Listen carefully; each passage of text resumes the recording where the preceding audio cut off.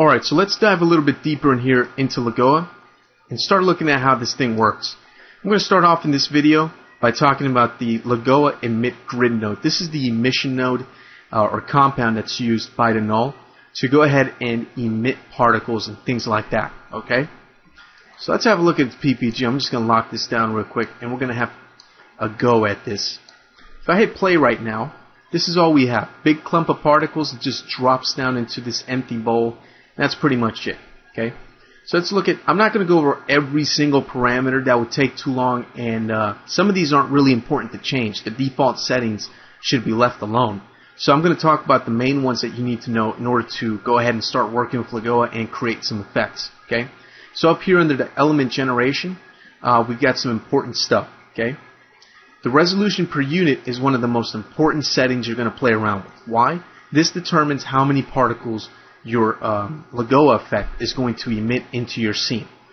Unlike other particle systems where you can actually select how many particles per second you're going to emit, that doesn't exist in Lagoa. Okay? You don't control it that way. You control it through this resolution per unit. So let me take this resolution per unit and set it to 1. Hit play. You notice one little sphere is emitted and falls down. One particle. That's it. Just one. It's going to fall down like looks like a gumball or something, and that's it.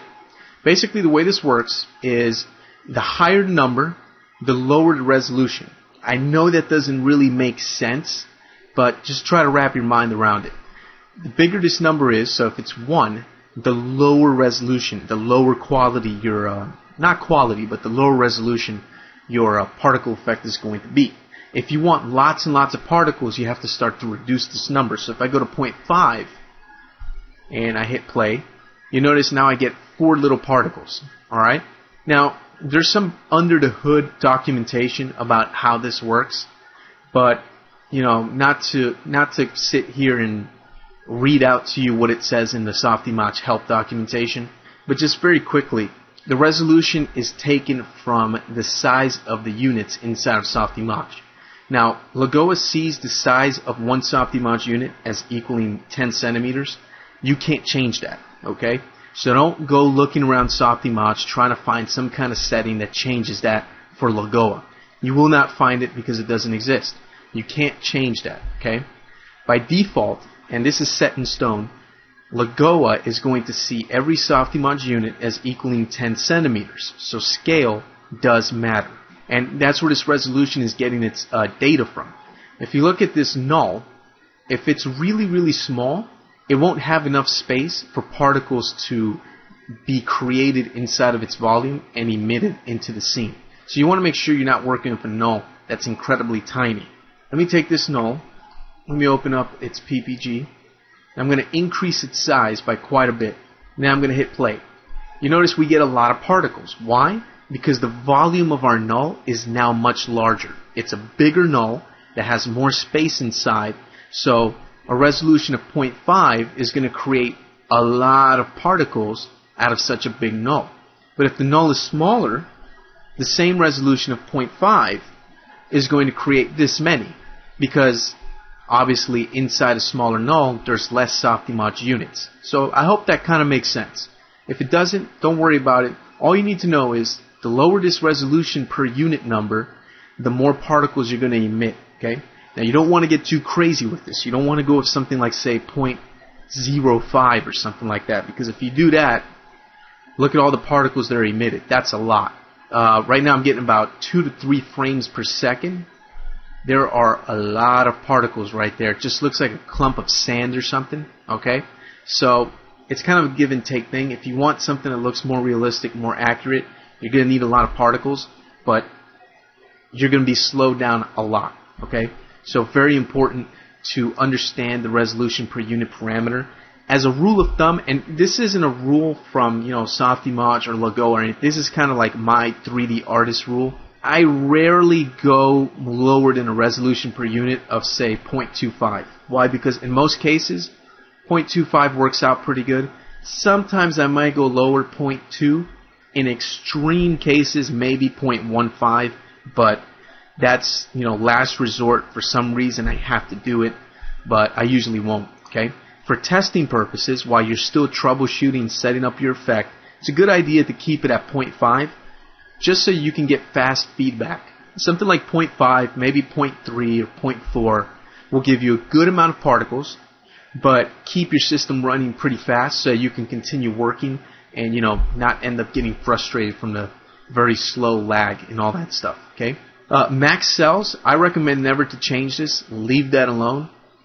Generate down here, this is a pretty important parameter. You'll notice that when I play this, get myself 4 particles, or 8 particles I should say, I'm sorry about that. Not really good with math.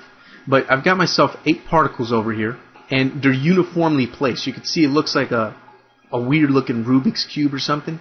If I switch the generation mode to hex, what's going to happen is the particles are now kind of randomized. They're in a hex shape, so it's a different formation, and it makes things look more non-uniform, which looks more natural when you're dealing with fluids, because fluids are rarely ever uniform. You know, they're pretty random and stuff. And then you've also got this one down here, Tetrahedra, which I got to be honest with you, I don't even know if that's how you pronounce Tetrahedra, so I'm just going to call it Tetra from now on. I don't know anyone who can pronounce that. But using this one creates a lot more particles, but it gives you a more randomized and natural looking clump. So it's a give and take kind of thing. If you think this effect looks better, but you're willing to put up with taking or generating more particles, then the option is there for you. I'm going to switch back to hex. The emit rate is very important. If you've noticed so far, every time I emit, the emitter just emits a clump of particles and that's it. Then, you know, it basically goes home. It punches out. So if I switch it to every frame, what's going to happen is every frame it's going to emit particles. And I'm going to get something that looks like this. See that? Very important parameter there to change. Okay. Let me see what other stuff is important down here. The display. Right now we're doing little blue spheres. If you wanted to, you could change the color right here. You can also change the type of display. So if you don't like spheres, if you want boxes for whatever reason, you can do boxes. You can also do points if you find that, you know, points works out better for you or whatnot. Just like regular ice particle emitters. Okay. Down here we have some cluster ID stuff and phase right here. This will come into play later. I'm not going to talk about phases now, but later on in this training product, I'm going to dedicate a couple of chapters just to talking about phases. And then finally, we have an initial force. By default, this object or these particles have gravity applied to them. Okay, but if you want them to shoot in a direction with some initial force, that's what this stuff is for. So if I want to shoot down faster and harder, I can put in, say, -20 for the Y, and it's going to shoot down pretty fast. See that? If I wanted to, I could shoot this maybe 5 units in the X, or maybe some more. Let's try 20. Now you notice that the particles are shooting off over there. Some of them are hitting the corner right there of the bowl, but the rest are kind of falling down into oblivion. So that's what the initial force is for. Comes in very useful if you're trying to simulate something like, say, a water hose, maybe a fire hose, or, you know, whatever it is that you're doing. So that's pretty much the emit node in a nutshell. So I'm going to end this video here, and in the next one we're going to talk about Lagoa forces.